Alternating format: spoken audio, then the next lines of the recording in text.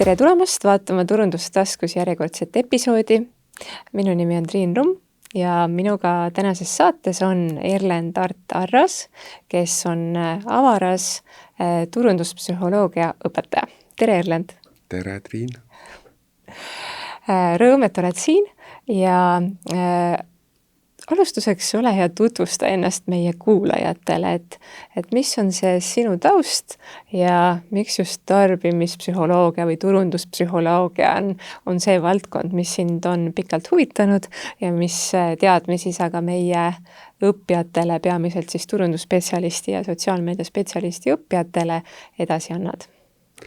Ja, et minu taust on siis psühholoogia, olen siis nii-öelda psühholoogia taustaga muu hulgas. Ja kuidas jõudsin selle valdkonnani, et ülikoolis ikka õpetatakse muu hulgas psühholoogia ainetes näiteks reklaamipsühholoogiat ja mõjustamise psühholoogiat, sotsiaalpsühholoogile üldse on ju, mis on sellega seotud. Ja siis üks hetk pakutigi mulle muu hulgas siis siin koolis, oli veel siis majanduskooli nimega, selle aine õpetamist, siis nii-öelda turunduspsühholoogia, eks ju. Ja siis viisingi ennast veel veidi rohkem kurssi selle valdkonnaga ja siis niimoodi jooksvalt olengi õppinud, et ülikoolis olen õppinud psühholoogiat ja siis siia jõudsin nii, et pakuti ja tundus huvitav ja uurisin natuke veel juurde ja siin me oleme.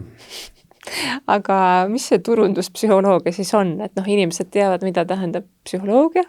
Võib-olla kui nad teavad, aga seda sõna inimesed on kindlasti kuulnud, aga kui panna see turundus sinna ette, et mis see turunduspsühholoogia siis on? Et võib-olla sinna turundusele tuua juurde seda inimese faktorit, et võib-olla muidu kiputakse, ma ei tea, intuitiivselt või armama või tundma, et inimene on justkui ratsionaalne, et käitub ratsionaalselt, teeb kõige loogilisemad valikud võib-olla või kõige mõistlikumad valikud. Ma ei tea, eelistabki seda toodet, mis on kõige parema hinna ja kvaliteedi suhtega näiteks või võib-olla see oleks nagu loogiline, eks ju. Aga siis ma arvan, et psühholoogia toob sinna juurde selle inimese faktori, mis ei ole ratsionaalne tingimata, vaid mis lähtub ka või võib-olla mingitest muudest inimesele omastest põhjustest. Jah, ehk siis toob juurde selle teadmise, üritab vähemalt juurde tuua. Aga kui, ma ei tea, et kas sul on olnud kunagi selliseid võib-olla kas arutelusi või vaidlusi, et kui keegi väidaks sulle, et mis asja sa ajad, et mina olen küll väga ratsionaalne inimene, et ma kaalun põhjalikult oma ostuotsused läbi ja siis teen selle valiku. Ja on olnud küll päris mitu korda, et enam-vähem sarnane mõte erineva nurga alt, aga see kipub näiteks olema selline mõte, et inimene võib öelda, et need reklaamid, eks ju, et või reklaam või turundus, et see on mõttetu asi, sest et mind see ei mõjuta, et mina ikkagi ei tee oma otsuseid lähtuvalt mingist reklaamist või turundusest, eks ju. Aga siis eks mõni või palju ka turundust või reklaami ongi see, mis rõhub siis võib-olla sellele teadlikule, sinule nagu teadlikule valikule ja otsusele. Kas see nüüd mõjutab või ei mõjuta, on ise küsimus. Aga suur osa rõhubki sellele võib-olla alateadlikule või. Et ta võib-olla töötabki kõige efektiivsemalt siis, kui sa seda tähele ei pane tingimata teadlikult, eks ju. Et siis selle koha pealt me ei saagi öelda, et kas mõjutab või mõjuta, et sa võid nagu väita ühte või teist, aga tegelikult sa ei tea. Või ütleme, kui me räägime sellest näiteks primingu printsiibist, eks ju, või primingu efektist. Et ma ei tea, primingust võib-olla kõige lihtsam näide on see product placement, eks ju. Et toode on kuskil filmis, sarjas, ma ei tea, siin podcastiski riiuli peale on ju mingi bränd või logo on ju. Aga teadlikult keegi sellele tähelepanu ei juhi on ju. See on kogu aeg pildis ja võib-olla mingi hetk siis, kui sul on võimalik valida, siis teed selle nii-öelda õige valiku, ehk siis valid selle. Aga sa ei teadvusta üldse, sest sa seda siit nägid. Nii et selles suhtes, selle koha pealt inimene võib-olla ei teagi, kust see otsuse valik tuli, nii et kokkuvõttes on väga raske öelda, kas see reklaamis mõjutas või ei mõjutanud, kui sa tegelikult ei teagi, et sellel oli mingi efekt. Aga kas see on siis nii, et ütleme, et kui turundaja neid turunduspsühholoogia printsiipe ise teadlikult kasutab, et tal on tegelikult ka üsna raske mõõta, et kas nüüd see asi siis töötas või ei töötanud? Võib-olla vist raske mõõta, võib-olla ka võib-olla ka lihtne mõõta, oleneb vist nagu olukorrast, aga tihti võib-olla keeruline mõõta, on hea küsimus. Noh, kui palju neid muutujaid parasjagu on, eks ju, et kui see uus turunduslik meetod on nagu üks vähestest muutujatest mingi aja jooksul, siis on võib-olla näha seda efekti või? Aga kui seal on palju muid muutujaid veel, et siis võib-olla on keeruline. No ma arvan, et oleneb olukorrast, aga kindlasti võib olla keeruline mõõta, jah. Jah, ma nüüd hakkasingi mõtlema. Et no igal juhul on nagu oluline, võib-olla praegu siin ikkagi ütelda siis seda, et see võib olla vaieldav ja see tihtipeale võib puudutada inimesel mingit sugust kaitserefleksi, et kui keegi ütleb, et inimesed on tegelikult ikkagi väga emotsionaalsed olendid ja nad ei tee oma otsuseid tihtipeale siis ratsionaalsusest lähtuvalt. Ja tuleb siin lihtsalt meelde ju siis see, näiteks Nügimise raamat on ju, mis oli siis Kahnemanni ja Cass Sunsteini kirjutatud, aastaid tagasi juba ilmunud ja sai väga populaarseks ja nemad seal raamatus siis ka ju tegelikult nagu teaduslikult rääkisid sellest, kuidas ikkagi väga paljud inimeste otsused, mis mõjutavad nende käitumist, on alateadlikud, et nad ei ole siis ratsionaalsusest juhitud. Yeah. Ja turundajate puhul on lihtsalt see, et on tarvis siis ise ka neid printsiipe, et ühe sa juba näiteks tõid, et neid printsiipe teada ja siis teadlikult rakendada. Kas siis tekstiloomes või ütleme igas asjas tegelikult ja kombinatsioonina ka kokku. Et tekstiloome, visuaalid, muusika kindlasti mõjutab meie emotsioone väga palju, on ju. Liikuv pilt ja need asjad sinna kokku. Ma tean, et selline autor nagu Phil Barden on sind inspireerinud ja kunagi rääkisid minule temast ja inspireeris mind ka. Olen vaadanud tema videoid ja seda raamatut veel ise ei ole jõudnud lugeda. Aga raamat on siis see, et kus see raamatu pealkiri oli?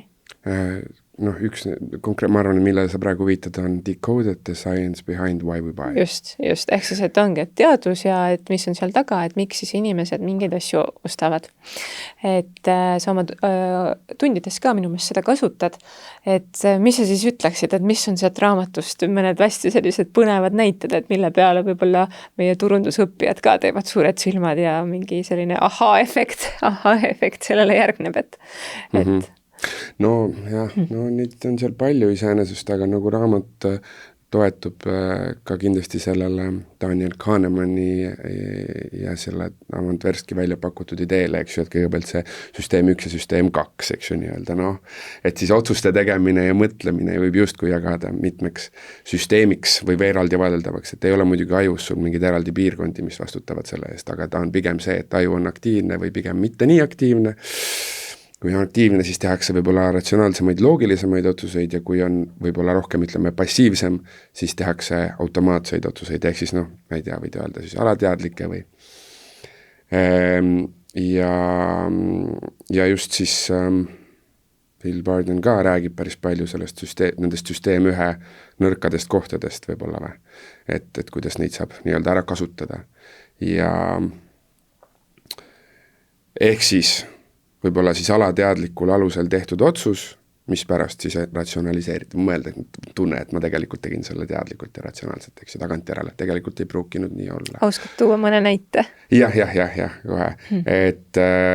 Et siis ühesõnaga, Phil Bardeni raamatust mõni hea näide. Põhimõtteliselt raamat räägib või alustab näiteks sellise mõttega, et inimese jaoks on ostu sooritamine või palju raha väljakäimine millegi eest nii-öelda valus, eks ole, kogemus. Ka otseselt nii-öelda sarnane füüsilise valuaistinguga ja samas muidugi mingi asja või eseme või teenuse ostmine, mis ta väga endal on ihaldanud, on muidugi nagu rewarding, ehk siis pakub heaolutunnet, on ju. Ja siis, et kuidas siis paremini nii-öelda inimesele edukamalt müüa midagi, et tuleks seda kas siis valu vähendada või siis seda heaolutunnet suurendada, eks ju. Kas see tähendab siis seda, et kas panna sinna mingi soodusprotsent juurde või siis kuidagi mingi kombo pakkumine, et ta justkui tundub talle, et ta saab selle raha eest rohkem või? või mis need võimalused seal siis on? Jah, et üks variant on, et tundub, et saab selle raha eest rohkem ja siis müüagi mingisugust, mitte ainult seda konkreetset toodet, vaid seda mingit õhku, mis sinna ümber käib, eks ju, mingit tunnet võib-olla või. Et seal see sama näide ka see, mäletad, kunagi rääkisime sinuga, nüüd me oleme kuidagi kuulajatele sest rääkima võib-olla, aga see Torches of Freedom teema, eks ju. Et sigaret ei ole lihtsalt, Marlboro sigaret ei ole lihtsalt nikotiinipulk on ju, vaid sellega kaasneb mingisugune idee, et sa tunned, et vabadus ja võrdõiguslikkus ja kõik see naiste jaoks nii-öelda siis USA-s 1950-ndatel on ju. Ei, see oli 1929. 29? Ja. 1929 natukene varasem aeg. Ja võib-olla ma räägin selle näite siis siin saates ka, et inimesed oleksid pardal. Et see on lihtsalt üks selline näide, mida mina kunagi kuulsin ja siis ta oli lihtsalt nii kõnekas. Et siis selline mees nagu Edward Bernays, kes siis oli ka Sigmund Freudi sugulane, et Sigmund Freud oli tema siis onu minu meelest. Ja väidetavalt ta saigi natukene neid Sigmund Freudi materjale kasutada, siis kui ta töötas välja siis erinevaid neid selliseid plaane, et kuidas siis inimesi mõjutada, on ju. Ja sellel ajal võib-olla väga palju ei räägitud veel sellise sõnaga nagu turundus, aga selline, suhtekorraldus ja kuidas siis inimesi ikkagi suunata käituma siis soovitud viisil. Ja alati on niimoodi, et peab olema nagu see, see kultuuriruum või see, mis kultuuris kuidagi, mis toimub, et see on tegelikult hästi oluline, et inimesi siis psühholoogiliselt minu meelest kuidagi mõjutada. Ja see, et mis sa ütlesid, et naised just on ju seostasid sigarette siis vabadusega, et oligi nii, et tegelikult siis American Tobacco, et selline suur korporatsioon, sigaretitootja, pöördus Edward Bernaysi poole siis 20-ndatel. Nad mõlemad toimetasid, Bernays oli sellel ajal juba USA-s ja siis nad nägid seda, et väga suur kliendisegment on nendel nagu hõlmamata. Ehk siis, et sellel ajal mehed suitsetasid, aga naiste puhul nagu tegelikult kultuuriruumis ei olnud väga aktsepteeritud see, et naised suitsetaksid, et sellele ei vaadatud hästi. Aga sellel ajal oli juba tõstmas pead siis selline naiste iseseisvusliikumine, et alles äsja 20-ndatel siis USA-s nagu kogu Ameerika Ühendriigid, et igas osariigis lõpuks siis said naised valimisõiguse. 26 vist oli see aasta. Et ühesõnaga, et see kõik kokku, et ja sellised feministlikud liikumised olid hakanud juba niimoodi pead tõstma. Ja selle tõttu siis Bernays mõtles välja sellise tähenduse, et kuna seni on saanud mehed suitsetada, aga et nimetame need sigaretid siis vabaduse tõrvikuteks ja ütleme, et nüüd on nagu okei ka naistel siis suitsetada, on ju. Ja eks enamasti olidki siis just need grupid, sellised feministliku liikumise sellised aktivistid, et kes siis sellega võib-olla kaasa läksid kõige varasemalt või kõige rohkem.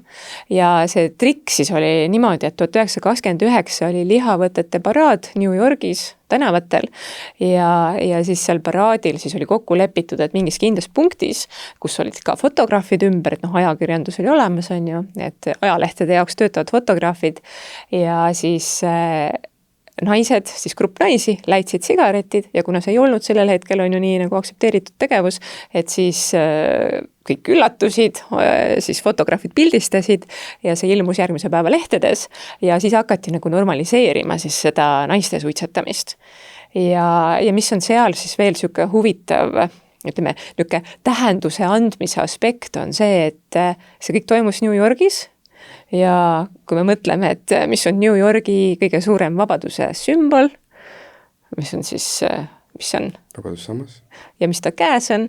Tõrvik on ju. Ja siis niimoodi nagu mõjutada seda. Ja ma praegu hakkasin mõtlema, et kas see on ka tegelikult nagu primingu efekt või? Et hakata nagu normaliseerima seda, et tegelikult nähes naisterahvaid suitsetamas on igati okei. Jah. Ilmselt ikka, jah. Ja selle sama vabaduse tõrvikute näite juurde veel ma tahtsin öelda seda, et loomulikult me siin saates ei propageeri suitsetamist, et tegelikkuses ju see oligi selline nagu väga manipulatiivne võte, vähemalt minu hinnangul, ja kui mõtelda nüüd ratsionaalselt, et mis on suitsetamisel ja vabadusel ühist, siis minu meelest ei ole nagu mitte midagi, sest et tegelikkuses nagu vastupidi, et see, et kui inimesel tekib mingisugune sõltuvus, et siis ta ju vastupidi on nagu vähem vaba. See on vähemalt minu hinnang, mis ma tahtsin siia juurde kindlasti öelda. Aga jõudsimegi võib-olla selle juurde ja mida sa enne juba mainisid, et inimesed siis tihtipeale, et ei osta lihtsalt nagu mingit seda funktsiooni, vaid et nad ostavad tähendust. Ja jõuame siis selle juurde tegelikult tagasi, mida sa juba mainisid, et inimesed tihtipeale ei osta toodet nagu ainult siis selle funktsiooni pärast või nagu selle toote funktsionaalsuse pärast, vaid ikkagi see mingi tähendus, mis nagu sellele on juurde antud. Oskad sa seda teemat natukene siin laiendada või kirjeldada või tuua mingisuguseid näiteid veel? Jaa, ma võin kirjeldada, proovida ka nii palju, kui ma oskan, aga ma arvan, et näitest on juba ka väga palju abi, eks ju, et näiteid võib tuua tohutult palju, eks ju, aga ma arvan, et siuke hea näide on see, võib-olla paljud on kuulnud või ka ise selle peale mõelnud, aga näiteks, eks ole, käekell on ju, et kui käekell on sul ainult, kui me ei räägi tänapäevastest nutikelladest, on ju, seal on muid funktsioone ka palju, tohutult, aga lihtsalt käekell, mis näitab sulle aega, võib-olla kuupäev, et siis sa võid osta ilmselt, ma arvan, 20-30 euro kandis sellise, mis tõesti kestab sul 10 võib-olla pluss aastat ja näitab aega ja kuupäeva ja täiesti nagu täidab oma eesmärke, on ju, aga ikkagi inimesed ostavad oluliselt kallimaid kellasid ja ma ei tea, Rolexid võivad maksta siin meil 100,000, eks ole, kui mitte rohkem. Et siis see on ju hästi lihtne näide ju sellest, et asjad ei ole ainult tihtipeale nagu nende funktsioon, vaid ikkagi see tunne, mis nad nagu kandes tekitavad ja võib-olla staatus ja seal on tohutult muid asju ka ilmselt juures, eks ju. Aga kuidas see tunne on tekkinud? Et selles mõttes või see tähendus, et mul tuleb kohe meelde, et ongi see, et kui filmis, võib-olla hästi palju nähakse seda, et mingisugune edukas inimene, kelle moodi siis võib-olla alateadlikult või teadlikult siis soovitakse olla. Ja et kas siis on nii, et paned selle kella käe peale ja siis kuidagi on tunne, et oled natukene rohkem selle filmikangelase moodi. Ma ei tea, kas see tunne tingimata teadlik on, aga ma arvan, et alateadlikult see kindlasti mõjutab. Aga ma arvan, et tasub ära mainida selle ka, et ikkagi mulle tundub, et see ei ole päris nagu et ikkagi, ma ei tea, Rolexit või muud väga kallist eksklusiivset toodet ostis, et piisab sellest, et lihtsalt on see bränd. Ta peab ikkagi olema hea toode ka, eks ju. Et õigustab ennast, et ma ei tea, vahel tuuakse näiteks Apple'it, et kas sa siis maksad selle õunalogo eest nagu rohkem just kui on ju lihtsalt, et ta ei saa lihtsalt olla see, et ta on kehva toode ja siis sa küsid selle eest ikkagi märkimisväärselt rohkem raha, et ta peab ikkagi nagu mingil määral õigustama ennast, et olema ka päriselt hea asi, on ju. Aga kindlasti seal on muidugi mõnele tootele rohkem või teenusele mõnele vähem ka keevitatud seda hinda väga palju ka kunstlikult juurde või katet.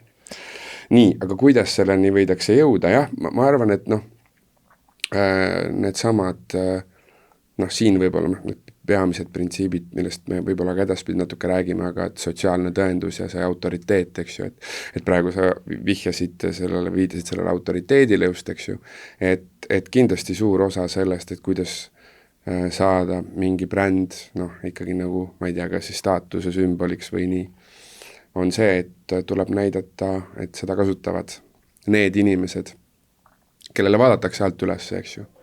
Et siis kas me tahame siis teadlikult või alateadlikult olla nagu nende moodi, on ju, võime jõuda kas või influencerite või selliste tegelasteni siin välja, on ju, et aga ma arvan, et see valik tihti ei pruugi olla isegi teadlik, vaid see võib olla nagu piisavalt näed, eks ju, et ma ei tea siin, kas näiteks James Bond kannab Omega kella vist või? Oli Omega või? Pole oluline, ütleme. Mingit kella kindlasti. Mingit kella.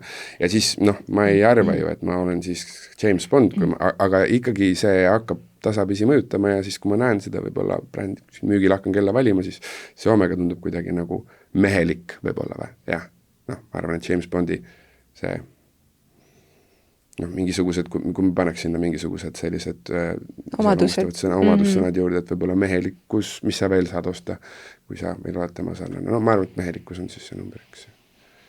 Et siis ostataksegi juurde asju, mis annavad seda, mis meil natuke puudu on. Aga võib-olla seal ka see, ma mõtlen just nagu alateadlikult, ma olen ise püüdnud kuidagi nagu aru saada sellest, et mis on need kõige sügavamad alateadlikud soovid. et meil on soove palju, aga just kui minu teooria ja sina psühholoogia eriala inimesena võid ütelda, et kas seda saab ka kuidagi tõendada, et on teooria minul siis see, et tegelikult me saame neid psühholoogilisi vajadusi nagu taandada selle kõige olulisema vajaduse peale. Näiteks see, et samas inimesi sütitab tihtipeale ka hirm, on ju, ja et justkui, et see, millele me saame taandada, et on surmahirm, tegelikult. Et mis on isegi see, et kui inimene on ju, ma ei tea, tahab kuuluda gruppi ja miks, et võib-olla see on kuidagi meie kuskil alateadvuses, et vanasti kui olid veel inimesed karjades elasid, on ju, või olid need kütid ja korilased, et kui sind visati sealt kambast välja, et siis tõenäoliselt see ellu ei jäänud, on ju. Lihtsalt, et taandada nagu sellele. Ja siis need muud asjad ka ja pigem võib-olla need, et mis seda tahet sütitavad, et siis mulle tundub, et nagu see vabadus on üks niisugune asi, et mis on kuidagi, millele saab taandada paljusid asju, et tuleb meelde näide, see oli ka ühest raamatust, mis natukene sellist psühholoogilist turunduse poolt lahkas, et näiteks võtame mootorratas. Et miks inimesed tahavad mootorrattaga sõita? Saad ju sõita autoga, palju võib-olla kuivemini, mugavamate riietega, jõuad sihtpunkti, on ju, aga samas et see tähendus ja sealt minu meelest ongi erinevate katsetega tehtud ka kindlaks, et inimesed ikkagi ihkavad seda vabadust ja et see mootorratas mingis mõttes aitab siis tänapäeva inimesel seda vabaduse vajadust siis täita. No kõik ei ihka samas, ma olen tegelikult nõus sinuga, aga tegelikult kõik ei ihka, on ju. Et see on ikkagi mingi grupp inimesi, kes on rohkem riskialtimad ja nii edasi, eks ju. Et on ka neid, kes tahavad olla 4 seina vahel ja kõige turvalisem on seal olla, on ju. Aga jaa, muidugi. Aga sa ütleksid seda, et kõik inimesed ei ihka vabadust või? No, et lihtsalt, et ma mõtlen, et see väljund võib olla erinev, et kõik ei lähe motika selga, on ju. Aga mõne jaoks võib olla vabadus see, et ma lähen, ma ei tea, kuskile Tallinna lähedale Rabasse nädalavahetusel, on ju. Võib-olla mõnel on just väga hea, kui tal on piirid ja raamid ja hästi kindel süsteem, aga ma arvan, et see on ikka selles suhtes nagu spekter, mitte spekter, vaid nagu inimesi spekter, et kindlasti lihtsalt nii-öelda, et ma olen üldiselt suga nõus, on ju, aga lihtsalt, et nagu väikse disclaimerina, et eks on ka neid, kes tegelikult, kellele meeldibki, kui ta on pandud hästi raamidesse ja ta öeldakse kõik ette ära, kuidas, mida, kui palju ja millal, on ju, aga jah, muidugi, kui Harley Davidson näiteks, kuidas tema ennast müüb, siis ta loomulikult müüb sellele, muidugi müübki sellele inimesele, kes ihkab seda vabadust rohkem, on ju, võib-olla kui keskmine. Ja kui neid reklaame vaadata, siis loomulikult see ongi, et mingi juuksed lehvivad tuules ja sõidad mööda kuskilt. Born to be wild muusika mängib. Jah, et see kindlasti, nemad kindlasti rõhuvad, otsivad seda inimest, kes seda ka otsib ja rõhuvad sellele, et see annab sulle selle vabaduse muidugi. No siin ma täiendan siis seda oma esialgset teooriat, et kõik ei ihka seda vabadust, aga ütleme, et mulle endale tundub siis, et nagu turvatunne ja vabadus, et need on 2 siis sellist väga olulist vajadust inimestel ja et see, et kuhu see punkt nii-öelda, et kui meil on mingisugune skaala, et siin on turvatunne ja siin on siis see vabadus ja see, et nagu sa rääkisid, et inimesed on erinevad, et lihtsalt see punkt siis erinevate inimeste puhul siin skaalal kuidagi asetub, kas siis rohkem siia turvatunde poole või siis siia vabaduse poole ja inimesed siis kuidagi alateadlikult ilmselt kaaluvad seda, on ju, et mina ka näiteks motika selga nagu ei roniks, kui ei ole äärmist mingit vajadust kuskile kiiresti jõuda, on ju, sest et turvatunne on kuidagi vist minu jaoks olulisem, on ju. Aga et kas sa sellega oleksid nõus, et ütleme, et kui on, või et turundaja võiks mõtelda näiteks nii, et kas tema toote puhul, kas ta saaks rõhutada ühte või teist, et ütleme, et see turvatunne ja vabadus ikkagi, et nad on nagu nii olulised, et mõelda, et kumb siis minu toote või teenusega kuidagi nagu paremini kokku läheb ja rõhutada seda siis enda turundussõnumites. Näiteks. Ma arvan, et see ole halb mõte, see on hea küsimus. Ma peaks selle küsimuse peale natuke põhjalikumalt mõtlema, et anda mingi võib-olla põhjapaneva vastus, et see on hea küsimus. Aga nii, kui sa seda praegu kirjeldad, siis selle põhjal tundub, et see ei ole üldse halb mõte. Väga poliitiline, see korrektne vastus. Aga ma ütlen siia selle turvatunde juurde veel nagu üks mõte, mis ma olen mõtelnud, et näiteks selline, ütleme, kindlustus on ju. Paljud inimesed ilmselt maksavad iga aasta oma kodukindlustust ja tegelikult nagu hästi, et kui midagi ei juhtu, ei ole kunagi tarvis seda kasutada, aga ühesõnaga, aga see on see, et meil on nagu seda turvatunnet vaja, vaata. Et sellepärast, näiteks reisikindlustus, nii edasi, ja sellepärast näiteks kindlustuspakkujad, et tegelikult väga hea teenus, et mis ilmselt on selline, mis olenemata majandusolukorrast ikkagi inimesed nagu vajavad seda. Kuigi see on mingis mõttes nagu, ta ei ole ju otseselt vajaduspõhine, ta on nagu see, et mis müüb sulle seda turvatunnet tuleviku jaoks mingis mõttes. Jah, on küll kindlasti jah, et veel kasutatakse sellist mõistet ka nagu, et määramatuse vähendamine, et inimesed tihti tegelevad sellega, et seda määramatuse tunnet vähendada, et ma tean ikkagi mingil määral ette, mis juhtub ja millal juhtub ja kuidas, on ju. Ja samas tahad seda määramatust mingil määral, et ikkagi tekiks, on ju, et ma ei tea, spontaansus, on ju, et tahad, et oleks natuke määramatust, aga samas tahad seda määramatust vähendada, on ju. Määramatuse vähendamine, ehk siis ma tahan teada, millal, mis, kuidas juhtub, ma tahan olla valmis erinevateks olukordadeks. Aga see taandub sellele turvatundele. Jah, seda ma ütlesingi, et see määramatuse vähendamine minu meelest käib hästi kokku selle sama turvatunde mõttega, on ju. Et kindlustused ja kõik need ongi, aitavad seda määramatuse tunnet nagu kindlasti vähendada. Ehk siis elu oleks ette prognoositavam, ette ennustatavam, on ju. No elu tegelikult ei ole ette ennustatavam. No jah, aga siis on, et kui mul on kodukindlustus, et kui mu maja läheb põlema, põleb maha, et siis mul enam maja ei ole, on ju.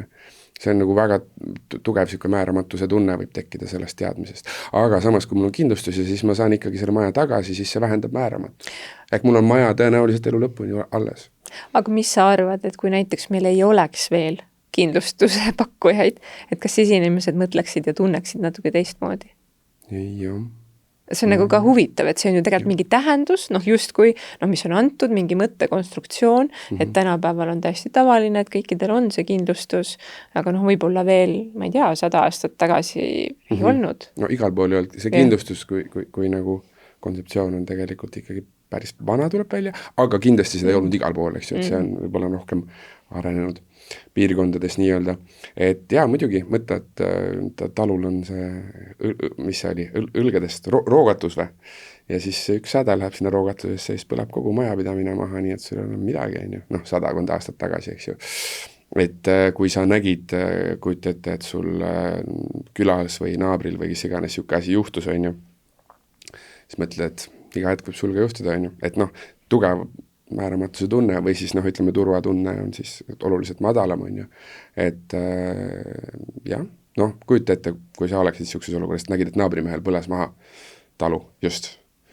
Pole mitte midagi alles, et tekiks küll ju ebaturvaline tunne. Aga mida siis inimeses võib tekitada, see selline, millist käitumist võib tekitada selline tugev määramatuse tunne?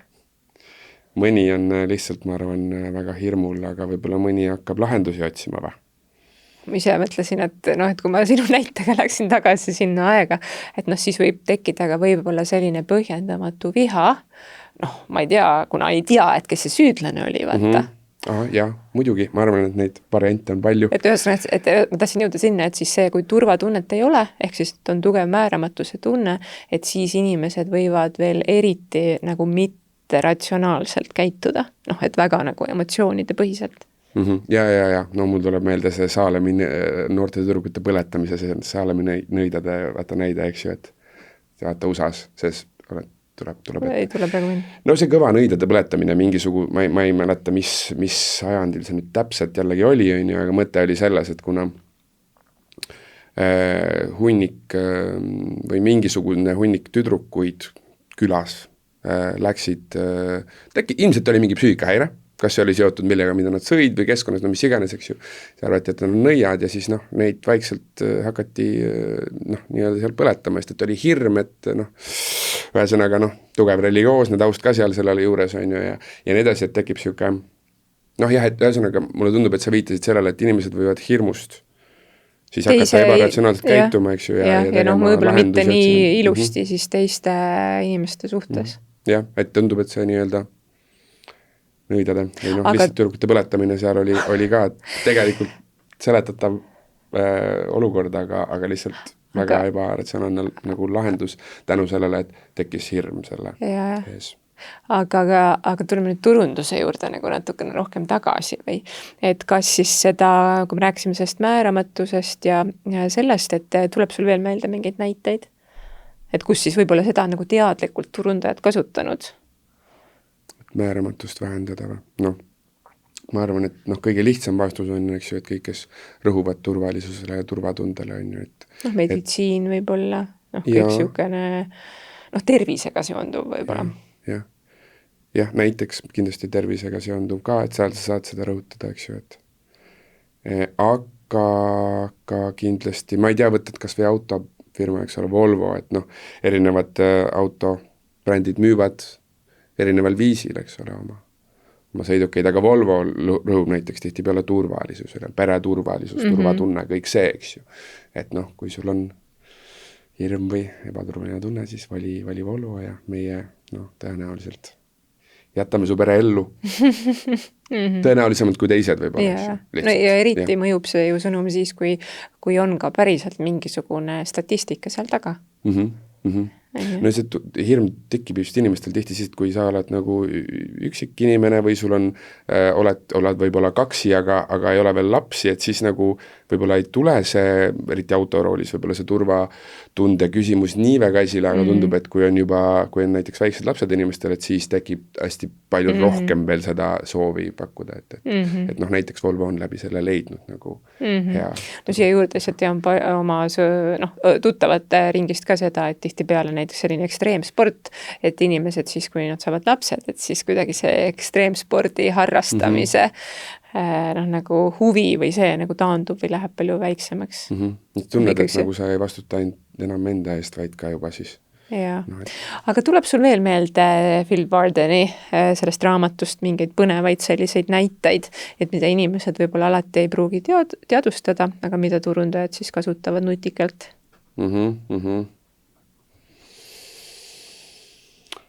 No ma arvan, et näiteks hea idee on eksperiment, mida saab siis nagu laiendada mõttes erinevatesse valdkondadesse, on see veini degusteerimise või maitsemise eksperiment, eks ju. Et mäletad, äkki sa oled ise ka tuttav selle raamatuga, et kus siis mõte selles on ju, et antakse inimestele proovida erinevas hinnaklassis veine.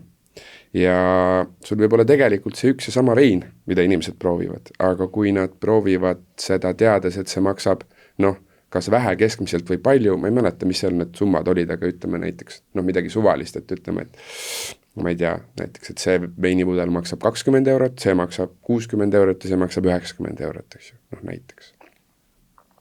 Et siis tõesti inimesed naudivad tuleb välja rohkem veini, mis on justkui kallim ja tundub, et isegi kui keegi, ta ei pruugi isegi olla selles asi, et ma ise ei ole väga veiniekspert, ei tea veinist palju ja siis ütlen seda, mida ma peaksin ütlema, ehk siis et kui vein peaks maksma 90, et siis ma ütlen, see on jube hea vein, kuigi ma ei tea, et siis see võib olla nii, et kui päriselt ka, kui ma tean, et asi on kallis, siis mulle päriselt meeldibki see justkui objektiivselt rohkem, eks ju.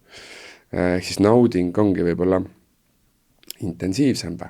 Aga kas seda on siis kuidagi katsetega tehtud kindlaks, et ka nagu, ma ei tea, mingid õnnehormoonide tase nagu inimesel tõuseb siis rohkem, kui ta teab, et see on kallis vein? Jah, et sa saad seda, nimetataksegi siis see dopamiini süsteem või see reward center, eks ju, et see tõesti tundub, et on aktiivsem siis, kui ma tean, et see asi peaks olema parem. Ehk siis tundub, et objektiivselt võibki inimesele, et ta ei pruugi valetada, vaid ta võibki päriselt nautida rohkem midagi, mis on nii-öelda kallim, eks ju. Aga tegelikkuses on tegu siis täpselt sama veiniga? Jah, sama joogiga või sama söögiga või sama, ma ei tea, tootega. Ehk siis me naudimegi neid asju, teame, et see nagu, nii et võib-olla sa võidki sama asja eest küsida rohkem raha ja siis inimene tunnebki, et see on kvaliteetsem ja parem. See ei saa muidugi täiesti aluseta olla, eks ju. Et kui ta päriselt ei ole üldse kvaliteetne ja on väga halb, siis see ilmselt ei toimi, et see peabki olema mingi ratsionaalne alus kuskile maale, aga siis selle peale võib-olla saab mingit mulli ehitada edasi. Ja tegelikult siis ma saan aru, et inimene päriselt tunnebki ennast kuidagi paremini ja siis ta ongi võib-olla jätkuvalt valmis siis seda kallimat veini ostma või? Näiteks, või kallimaid riideid või mida iganes. Et sa võid võtta selle sama särgi, eks ju, et see ei saa olla noh, sa ei tunne, et see on jube mõnus ja hea särk, kui ta on päriselt mingi täielik sünteetiline crap, eks ju. ei tunne, on ju. Aga kui ta on juba nagu päris hea, ilma mingi brändi logota või siis brändi logoga, siis ta tundub veel parem. Aga ta peab olema nagu juba nii päris hea. Aga siis ta tunned veel paremini ennast võib-olla selles, eks ju. Aga kuule, ma tuleks selle juurde, me oleme seda vahepeal mingis saates puudutanud, aga minu meelest on hästi huvitav näide mood. Ja et kuidas see on nagu psühholoogiaga seotud. Et on sul endal siin mingeid taipamisi, et et näiteks, mida toome selle näite, et siin hiljuti olid veel on ju kitsad püksid moes ja siis, ma ei tea, paar aastat tagasi hakkasid järsku püksid minema laiemaks. Ja esimest korda nägin on ju, et okei, et mingid muud ajastud tulevad tagasi, et suht nõme tundus on ju. Ja siis ise mõtlesin ka, et mina küll ei osta neid laiasid pükse, on ju. Aga praegugi sellised laiemad püksid jalas, et kuidas see mood ja psühholoogia sinu meelest on seotud? Nii lai küsimus, sa võiksid midagi konkreetsemat küsida, aga eks ta on kindlasti seotud, eks ju, et kui me rääkisime või mainisime enne korra seda sotsiaalset tõendust, eks ju, et tundub, et see on üks olulisemaid mõjustamise viisi. Mis see tähendab, see sotsiaalne tõendus? Et nüüd ilmselt siin räägimegi erinevale publikule, et võib-olla osasid kuulajatest ei ole seda mõistet kuulnud, et tegelikult idee on hästi lihtne, et me vaatame teiste pealt, kuidas tuleks käituda. Teeme teiste järgi, on ju.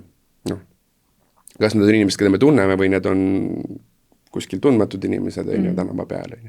Aga et teiste järgi tehes on turvalisem kindlasti juba, on ju, et kui ma valin selle, mida teised valisid, ilmselt ei ole kõige halvem, kas ta on kõige parem, ma ei tea, aga ilmselt mitte kõige halvem, siis lihtne, siis turvaline ja kindlasti pakub ka seda, nüüd jõuab kõige lähemale selle moe teemale, et pakub seda kuuluvustunnet, eks ju, et kuskile gruppi kuulumine.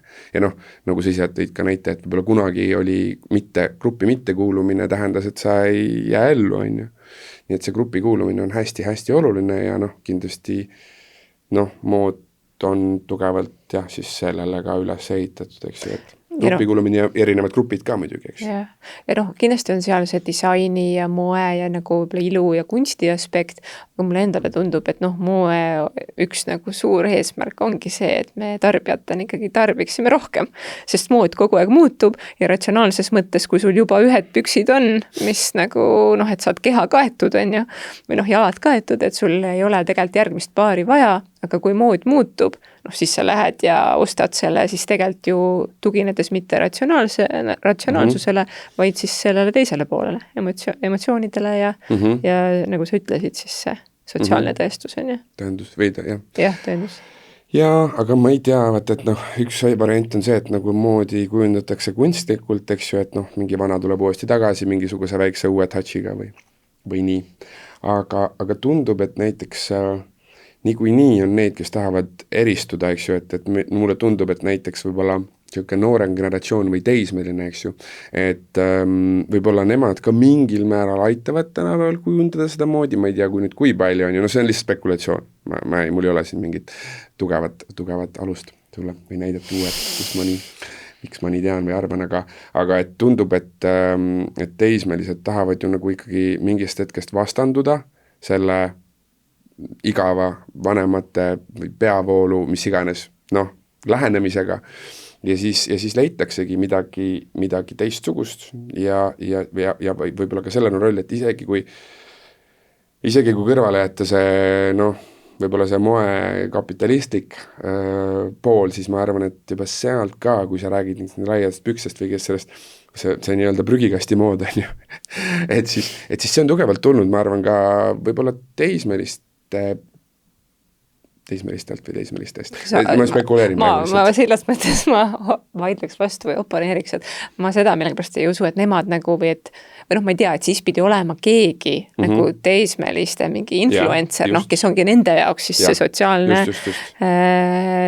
eeskuju on ju. Just, kindlasti. Aga kui me teismelistest räägime, et siis kas sina oskad selle kohta öelda, et mina nagu väga palju pole kursis, aga olen kuulnud siit ja sealt, et noorte ja rohkem vist tüdrukute seas on väga populaarne see mingi K-pop või?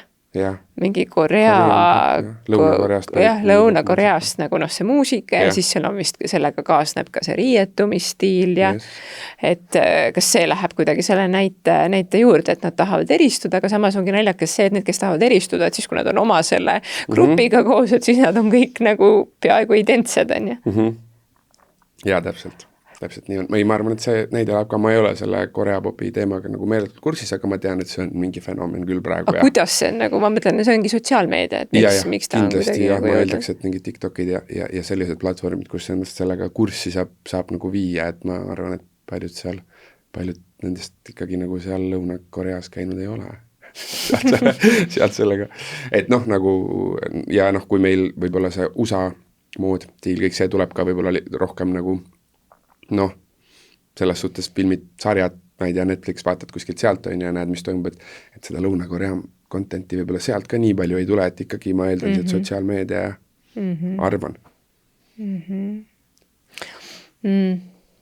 Aga ühesõnaga mina jah arvan seda, et noored või noh, teismelised, et nemad on nagu turundajatele tegelikult no võib-olla nagu lihtne sihtgrupp selles mõttes, et kui sa tead, kuidas rääkida nende keelt, et nad on võib-olla veel kergemini mõjutatavad kui noh, ma ei tea, vanem generatsioon või mis sa ütleksid? Ma ei tea, oleneb. Vanemad generatsioonid ei ole ka kõige... Või et kas sa seda ütleks, et ütleme, et kui sina oled 5 aastat õppinud ülikoolis psühholoogiat, on ju, sa ka noh, õpetad seda ja ka toimetad, töötad selles valdkonnas, et kas sind, siis kuna sa oled noh, nii teadlik, et kas sind on nagu raskem, kas turundajatel oleks sind raskem veenda mingit asja ostma? Ma arvan, nende väga lihtsate meetoditega võib-olla veidikene raskem, aga suures plaanis mitte väga palju raskem ikkagi. Et mingeid asju sa paned ikkagi nagu tähele ja võib-olla üritad teadlikult nagu vastu töötada. Kui hästi basic mingid lähenemisi on ju, et noh, sul on veel viimased 5 piletit, et noh, tegutse kiirelt on ju.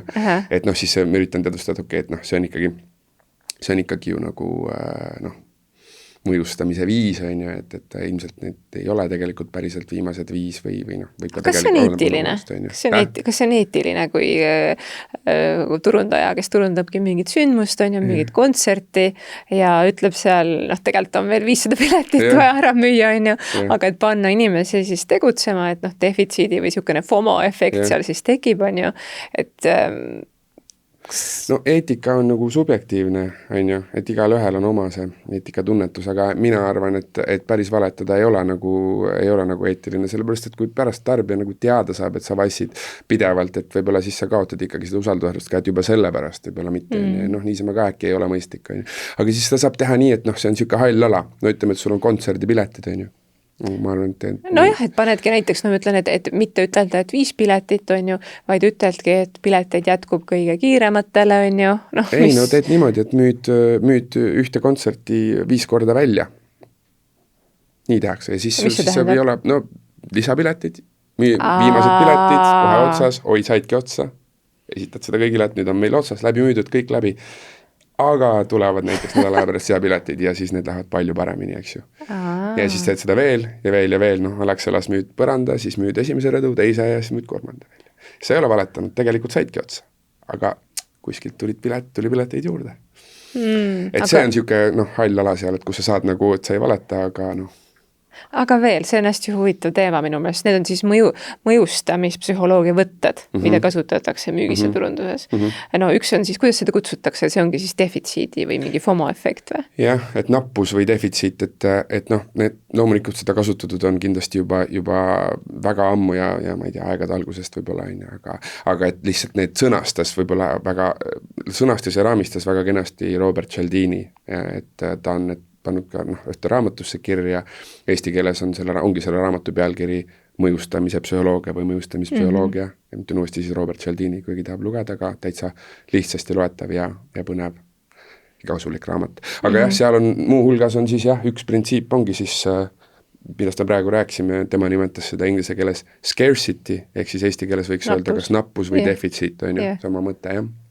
Aga veel, see on hästi huvitav teema, et mis on veel need võib-olla sealt samast raamatust siis või et mida sa ka meie õppijatele jagad, et sellised mõjustamispsühholoogia nähtused.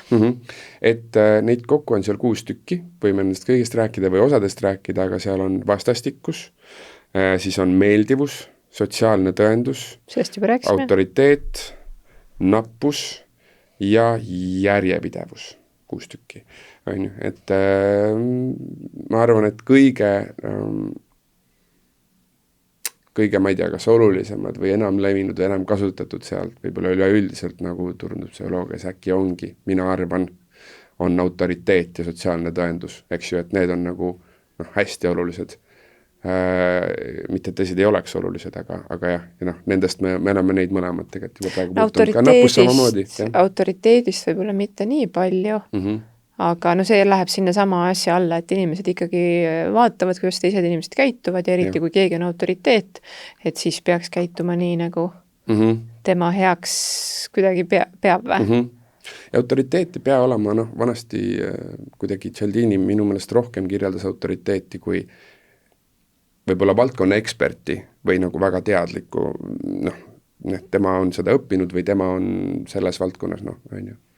Ega meil on siin, võib-olla, et kui näiteid tuua, et meil on siin ka praegu hea näide, et meil on autoriteet psühholoogia valdkonnas on ju, ja loomulikult see on see, et tegelikult on ju turunduses ja kommunikatsioonis, et seda hästi palju kasutatakse, et ongi, et ära sina ise kogu aeg ütle, et inimestel ju ilmselt enamasti väga ei meeldi, kui ta saab aru, et see on mingi reklaam või midagi sellist, et parem on see, kui siis bränd näiteks teeb koostööd kellegagi, kes siis toetab seda nende sõnumit. Ja autoriteet ei pea olema tingimata valdkonna ekspert, vaid ta võib olla lihtsalt inimene, kellele vaadatakse alt üles, eks ju. Siit tulevadki need mõjuisikud ilmselt. Just, ja nagu kas et teismelist võib-olla ei koti eriti, mida arvab valdkonna ekspert, vaid teismelist huvitab palju rohkem see, mida arvab see, kellele tema alt üles vaatab, et võib-olla just sellel puhul, et ei tasu arvata, et ainult ekspert, vaid just inimene, kes on populaarne. Aga kuidas siis selleks autoriteediks saadakse? See on küll hea küsimus. Et õpetaja koolis on ta autoriteet? Cialdini ei selgitanud autoriteeti kui inimest, kellel on mingi võim kellegi üle tingimata, eks ju. Et ütleme niimoodi, et kui sa oled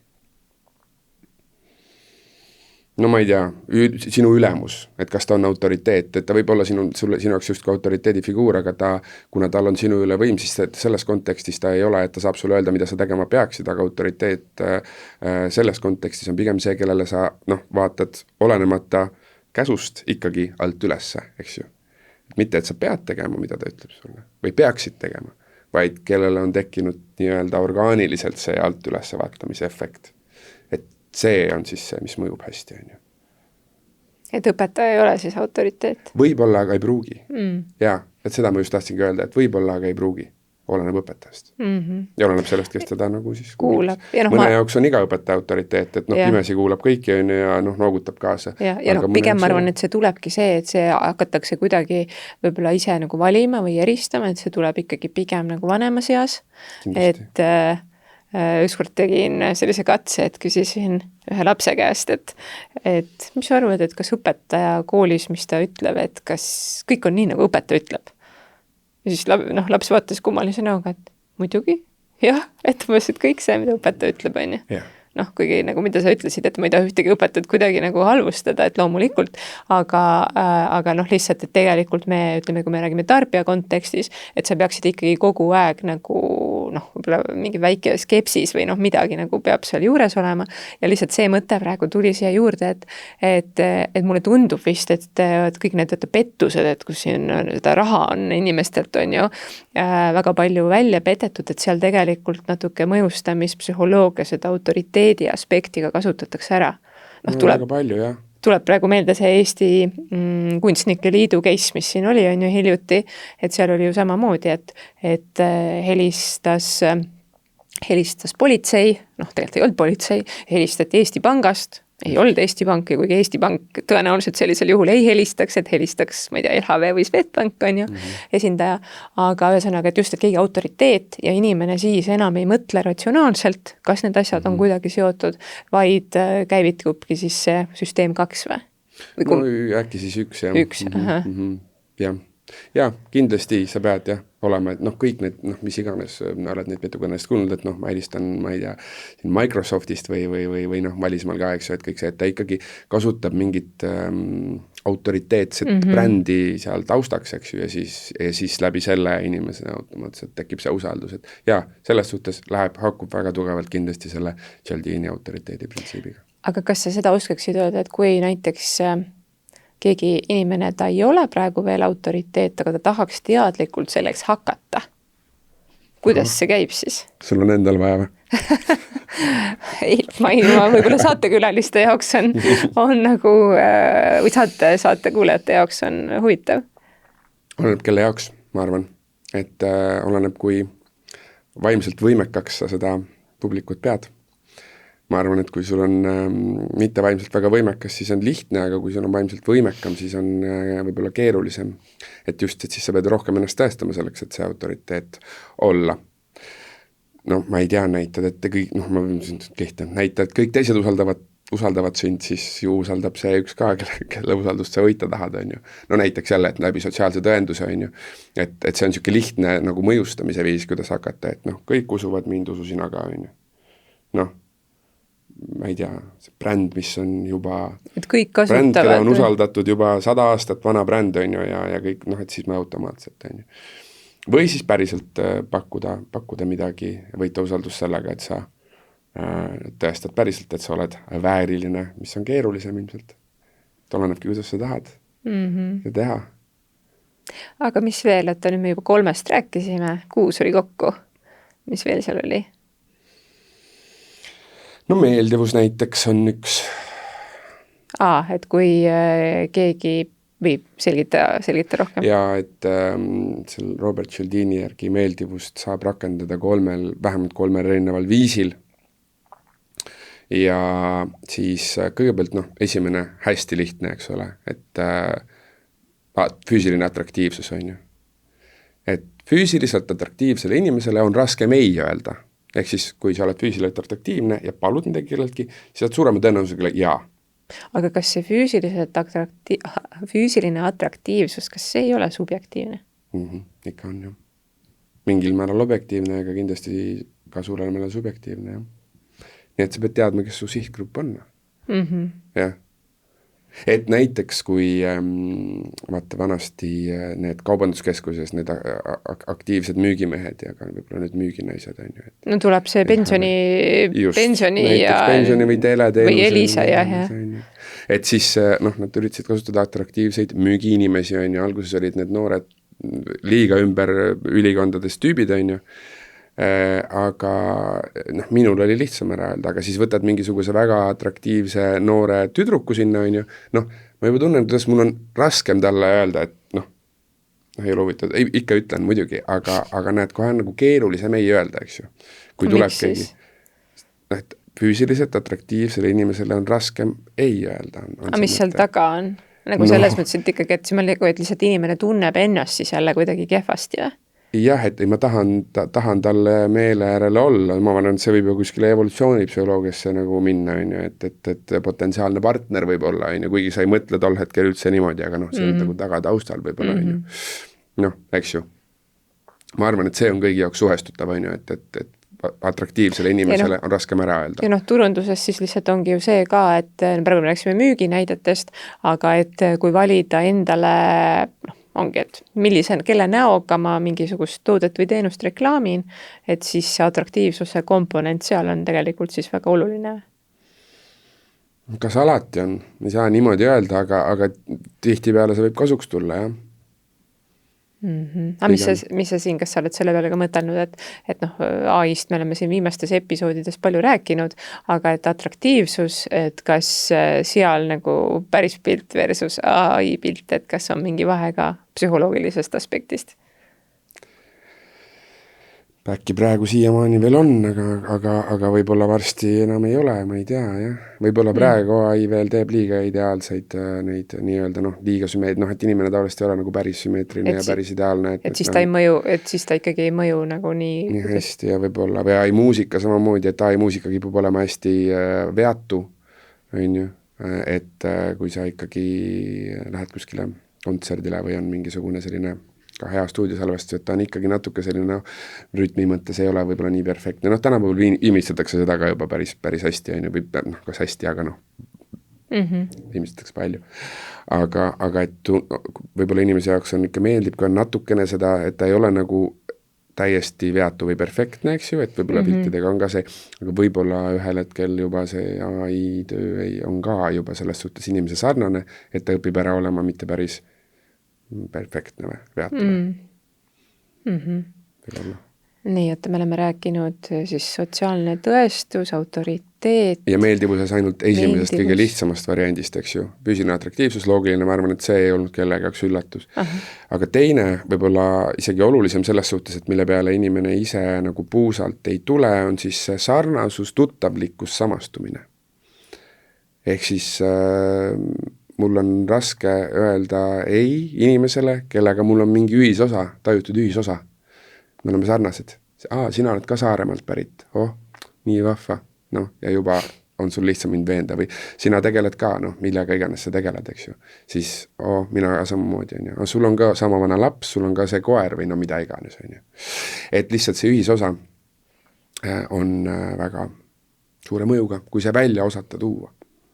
Et see on siis see meeldivus, et selle läbi seda ma praegu mõtlen jälle näidete peale, et seda ma kujutan ette, et ongi võib-olla need müügimehed kaubanduskeskuses kasutavad kuidagi seda jutu käigus, aga kas turunduses ka saab seda kuidagi kasutada? Et näidatagi, et bränd on sinu sarnane. Ja kuidas sa seda näitad veel siis? Kuidas sa seda näitad?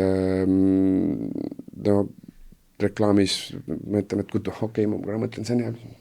Läbi mõelnud, üks on, mis mina olen mõelnud, et ikkagi alati on see, et kui sa tead, kes on su sihtgrupp, et siis see inimene, kes seal reklaamis on, et ta oleks samasugune. Ongi, et kui su sihtgrupp on, ma ei tea, 20–30 aastased naised näiteks, et siis see, keda sa seal reklaamis kuvad, võiks olla sama nagu vanusegrupp ja võib-olla midagi veel seal sarnast. Ma ei tea, riietumistiil ja nii edasi, et seal võib, mida rohkem sa leiad sarnast, sarnasus. Ja kus juures tuleb siin meelde üks näide, mida ma olen kuidagi vist oma mõnes õppeaines kasutanud, et ja see oli täitsa selline üks teaduslik uuring ja seal tegelikult mõõdeti seda, et kuidas seriaalide tegelased mõjutavad siis nende vaatajate nagu hinnangut mingisugusele sotsiaalsele teemale.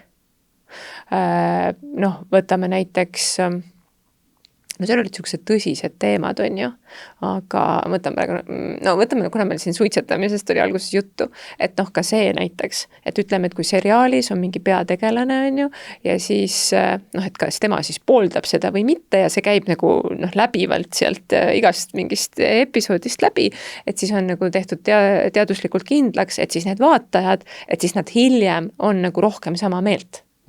See oli USAs tegelikult, ütleme see näide, millest ma räägin, et seal oligi näiteks, et USAs on ju väga selgelt, et on mingid osariigid, kes on liberaalsemad ja siis on konservatiivsemad ja näiteks, et kuidas suhtutakse siis aborti näiteks. Ja oli eesmärk see, et kuidagi, et suhtutaks sellesse siis liberaalsemalt ja siis seal mingi väga populaarne telesaade oli või telesari siis ja seal nagu toodi need teemad vaata sisse, et keegi peategelane ja siis inimesed samastusid temaga, kuna nad olid juba talle kaasa elanud mitu episoodi, on ju, ja see siis mõjutas. Aga loomulikult need vaatajad, keda pärast uuriti, nad ei teadnud, et nad on sellise mingi uuringu nagu objektid. Ja ma arvan, et see on väga hea mõjustamise viis, et sa nagu tood inimesele nagu koju kätte, teed puust ja punaseks mingisuguse teema ja siis saad seda esitada küll ja täpselt sellise nurga, et nagu parasjagu vaja. See on lihtsalt ilmselt nagu pikaajaline, vaat, et see nagu ühes sellisest hetkest võib-olla kuidagi ei mõju, et üldse võib-olla need mõjustamispsühholoogia sellised tegevused, millest me siin oleme rääkinud, et kuidagi nagu see efekt on pikaajaline. Midagi saab ka kindlasti teha nagu kiiresti, aga kindlasti on lihtsam osasid asju teha nagu pika aja vältel, et siis on nagu, et oleneb, ma arvan, teemast, aga paljude puhul kindlasti. Aga nüüd midagi on veel rääkimata? Ja, meeldivuse puhul oli siis see samastumine või tuttavlikkus või sarnasus, et see välja tuua, et siis on jällegi suurem tõenäosus, et saad selle jahi, on ju. Ma rääksingi lihtsatest näitest, sealt muidugi keerukamaks minna, on ju. aga jah, et inimene, kes sulle esitab, on sinu sarnane, noh, midagi noortem stiilid, mis iganes, või toob välja erinevaid aspekte. Nii, ja viimane siis oli meeldivuse puhul oli nagu siis komplimendid ja kiitus, ehk siis kui mina näitan sulle välja, et sina oled minu jaoks sümpaatne või meeldiv, siis on sul raskem mulle ei öelda. Ehk siis kiidan, või noh, sealt tuleb see muidugi, noh, et siuke totakas näide on ju, et ma ei tea, et jällegi sul see kuskil kaubanduskeskuses see aktiivset müüki tegema müügimees või karjub, ei kena daam, ei ilus neiu, no mis iganes on, et siukse, aga võt see ei pruugi nüüd tunduda nagu siiras ja orgaaniline, eks ju, et ta peaks olema nagu midagi, mis on nagu päris, et tulebki sinu juurde, et sul on nii ilus mantel näiteks, noh, midagi spetsiifilist, et sa usud ka seda, on ju. Ja siis, noh, see võib muuta, et ta tegi mulle komplimendi, mina olen talle sümpaatne, mis muudab siis vastast tema sinu jaoks ka sümpaatsemaks, meeldivamaks. Meile meeldivad inimesed, kelle puhul me tajume, et meie neile meeldime. Kui see ei ole just creepy, eks ju, et see, et kui sa tunned, et see natuke, et see, siis on vastupidine, et see ei tohi olla nagu, see ei tohi tunduda siuke, noh, jah, creepy või ebameeldiv, eks ju. Et selle, ja see võiks olla orgaaniline, nii et sa ei saa kohe aru, et sa ütled seda kõigile. Nii, ja sa enne mainisid, et siis üks mõjutuspsühholoogia vahend on ka vastastikus. Ma ei ole seda varem kuulnud, mis see siis on? Et vastastikuse printsiip põhimõtteliselt toimib sellisel viisil, et kui mina annan sulle midagi natuke, siis sina teadlikult või võib-olla siis mitte tingimata teadlikult tahad mulle nagu selle võla ikkagi tasuda ja oled nõus mulle isegi rohkem tagasi andma, et see võlg saaks kustutatud või selline, et sellest süü või tänuvõlgase tundest nagu lahti saada, on ju. No hästi lihtne näide, mille põhjal meil see keeruline selgitus võib-olla nagu välja tuleb ja arusaadavaks muutub, on eksperiment ka, mida on kirjeldatud Cialdini raamatus, ehk siis see on see komm restoranis, eks ju, et ma ei tea, kas see tänasel päeval enam nii hästi töötab, aga tol hetkel 7-80 USA-s, kui nad seda uurisid, siis kui restoranis koos arvega anti inimesele komm versus teenindaja tõi lihtsalt arve restoranis, baaris, lauda, siis tipp oli märkimisväärselt kõrgem keskmiselt, kui tuua koos kommiga.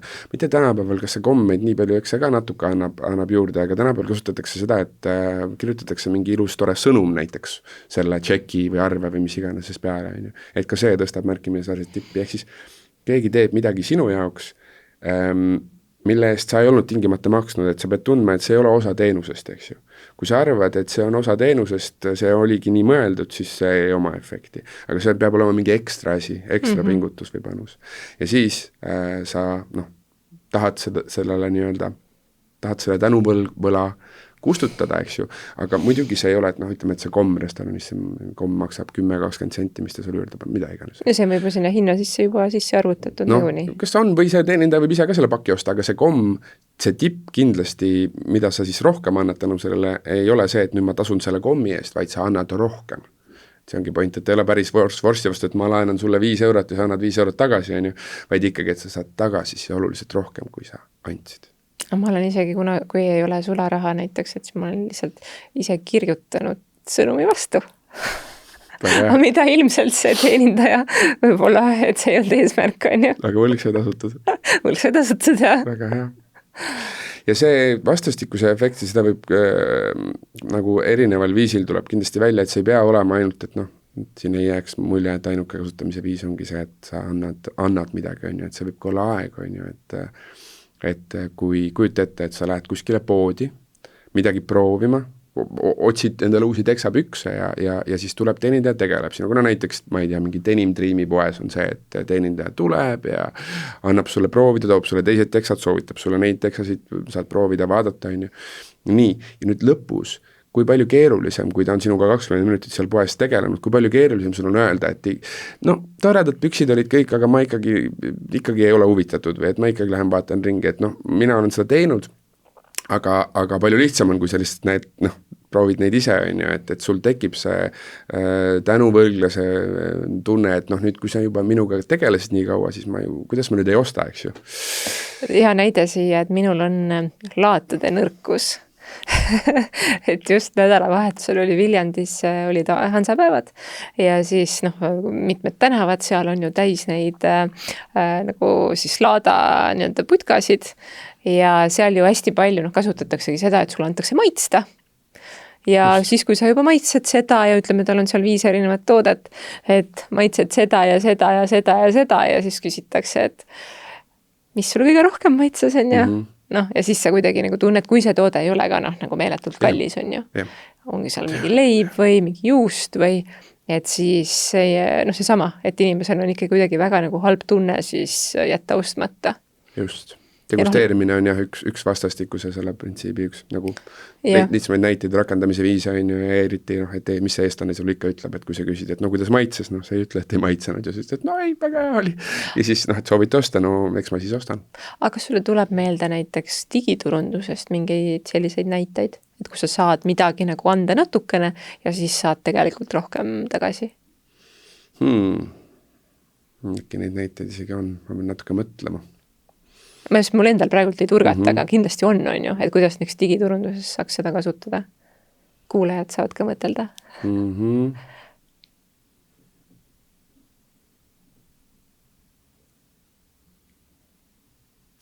tule hetkel meelde. Ma arvan, et mõtleks välja, aga mul hetkel ei tule meelde, kuidas seda vastastikust oleks võimalik rakendada. See vist ei ole päris see, et mida kasutatakse, näiteks, et kui ma tahan teha email turundust ja mul on vaja kontakte, on ju, et ma siis, mul on mingi kodulehe alamleht, et võt siit, et jätta oma kontaktid ja siis sa saad mingi tööriistakasti või mingi PDF-i näiteks alla laadida, et selleks on vaja seda sinu emaili, aga tegelikult on seal siis kirjas ka see, et kui sa paned siia emaili, et siis sa nagu nõustud ja liitud näiteks uudiskirjaga ja siis võib-olla hiljem siis konverteerub kliendiks, on ju. Mulle tundub jällegi, ma arvan, et osad siin nüüd selle osad teoreetikud võivad nagu vastu vaielda. Aga mina olen alati väitnud, et see ikkagi töötab oluliselt efektiivsemalt, et või peamiselt töötabki ikkagi nagu vahetu kontakti. Et mina näen sind, sina näed mind ja me oleme siin ruumis koos, et kui see on kuskilt keegi saadab mulle midagi, siis mingi, et ta ei ole nagu nii efektiivne siis. See ikkagi mingi füüsiline selline vahetu kontakt on selle vastastikuse puhul, mulle tundub hästi oluline. Äkki saab muud moodi ka, aga ta vähemasti, et kas ta võib-olla ei saa öelda, et ta ei ole nagu võimalik, aga vähemalt ta ei ole üldse nagu see sama. Digiturunduse kontekstist tuli meelde, et see, et kuna meil on AI ja nii edasi, et siis ikkagi, et me igatseme seda inimlikku kontakti, on ju, ja mida osad minu meelest turundajad kasutavad üsna hästi, või ka mõne brändi puhul, ja see eeldab tegelikult ikkagi seda ajaressurssi, aga on näiteks häälsõnumid. Ja Instagramis minu meelest saab seda hästi kasutada, et näiteks kui keegi kirjutab midagi, eriti kui on persoonibrändiga tegu näiteks, et siis olgugi, et on võõras inimene, aga ma lihtsalt ei kirjuta talle seda vastust, mida tänapäeval võib ka AI kirjutada, on ju, aga et ma lihtsalt saadan selle häälsõnumi, mis on nagu palju personaalsem. Võib-olla sinna tuleb need erinevad printsiibid juurde, et võib-olla natukene seda vastastikust, siis on see atraktiivsus seal, on ju, et juba tekib nagu mingi side rohkem. Et seda jah, ma olen pannud tähele, et mõned sellised nagu nutikad inimesed on kasutanud. Jah, ma ei teadnud seda, aga jah, kui see nii on, siis tõesti see võiks olla üks viis. Et see on nagu personaalne, see tundub, et ta tegeles minuga, on ju, ja see on juba teine asi, eks ju, kindlasti. Et kui inimene tundub, et keegi võttis aja, et sinuga spets tegeleda, siis ma tahan natuke rohkem tagasi anda. See on see personaalne connection ka, on ju. Ta ei ole võib-olla näost näkku päris, aga ta on ikkagi, et ma suhtlesin inimesega. Ja võib-olla kahjuks on varsti see, et ongi sul AI, kes vastab sinu häälega, on ju, ja inimesel ikkagi tekib selline tunne. Jah, kui see lõpuks, kui ta jõuab sinna nii, et ta on ikkagi eristamatu. Aga jah, ma arvan, et see on üsna lähedal praegu, et see on ju praegu peaaegu, et võib ära petta juba, juba minu, võib-olla mõne panema inimese petab juba ammu ära, aga jah, väga lähedal, et kui mingi lühike mõte või lühike sõnum, et siis juba ei saa aru, aga kui ta ikka pikemalt juba räägib, eks ju, et siis on mingid asjad, mille puhul see nagu... Nojah, ja võib-olla see on ka see, või tegelikult see läheb võib-olla rohkem selle atraktiivsuse juurde või ongi see telefonimüük, vaata. No millega ka võib-olla, nüüd võib-olla telefonimüük nüüd juba kahaneb kõvasti selle tõttu, et inimesed lihtsalt ei võta võõraid numbreid vastu, on ju, kartes igasuguseid neid pettuseid. Aga seal samamoodi, et kui keegi suga pikalt vestleb, vaata, et siis inimesel võib tekkida see tunne, et kuidas ma nüüd siis ei ütlen, on ju. Just, jah, täpselt. Et see on konkreetselt näide sellest vastastikusest, et ta juba nii palju kulutas oma aega minu peale ja mina lasin tal kulutada, et kuidas ma nüüd ei ütlen. Nii et jah, sobib. Aga üks selline, see on ka selline mõjustamispsühholoogia võte, mis mind kuidagi nagu kõnetas mingi hetk, kui ma sellest kuulsin, on siis selline inglise keeles nagu decoy efekt või siis selline nagu peibutusefekt. Ja Peibutuspart, et oled sa sellest kuulnud, ma ei tea, kas seda just seal raamatus oli kirjas, aga mis asi see siis on ja kuidas seda kasutatakse? Jah, et sul on näiteks üks toode või teenus, mis ei olegi mõeldud ostmiseks või tarbimiseks, muidugi sa saad seda osta või tarbida, aga ta on mõeldud selleks, tavaliselt kui sul on valikus 3 varianti, nüüd võib rohkem ka olla, aga vist klassikaliselt on 3 varianti. See keskmine variant on ainult selleks, et sa jõuaksid kõige odavamast kõige kallimani. Et tuleb meelde kunagine, mida ma kasutan ka oma slaidides, on niisugune iPadi kampaania kuskil USA stiilis mingi, mis need poed on. Ühesõnaga mingi USA tehnikapood pakkus iPadi, nad olid kunagi oluliselt väiksemad, eks ju, et tänapäeval meil iPadi sellistes suurustes ei ole, aga ta oli, et sa said osta kas 16 gigase, 32 või 64 gigase iPadi, on ju. Ja siis hinnad olid nii, et äkki stiilis 16 oli 399, 32 oli 499 ja 64 oli ka 499 või? Et ta oli juba nii, et sul oli see... sama hind siis? Jah, keskmisel ja kõige kallimal oli täpselt sama hind, on ju. Tavaliselt ta on ikkagi nii, et sul on erinevad tsipake väike vahe. Aga seal võib küsida, et täitsa, kui lolliks ta mind peate, et loomulikult, et mis ma seda keskmist peaks ostnud, muidugi siis ma võtan ju selle kõige kallim, on ju, kui on sama hinnaga. Tegelikult, kui see selle keskmine ei ole müügiks või ostmiseks nagu mõeldud, kuigi ilmselt neid teatud arv on seal olemas, aga et keskmise mõte on see, et ikkagi enamus inimesi jõuaksid kõige väiksema mälumahu, kõige odavamalt, kõige kallimani. Kui me selle keskmiselt ära võtaks, tekiks see efekt, et kellel ei ole seda mälu eriti vaja iPadidel, ostavad selle 16 gigase. Ja kellel on tõesti vaja neid päppe ja mis iganes fotosid sinna palju, ostavad siis selle 64. Ma veel kord ütlen, et tänapäeval need mahud on juba teised, et see on lihtsalt nagu näide. Ja hästi lihtne näide siia juurde veel, sama asi on ju, aga et seda saab kasutada väga erinevate toodete või teenuste puhul, et on näiteks siis kohv, et näiteks, et sul on väike kohv, mis maksab 2 eurot, keskmine kohv, mis maksab 2,80 ja suur kohv, mis maksab 3 näiteks. Et siis see keskmine tegelikult võib-olla seda väga vähe ostatakse, sest inimene mõtleb, et isegi kui ta nii väga kohvi ei taha juua, aga et ma saan ju rohkem oma raha eest, et ma võtan siis selle suure.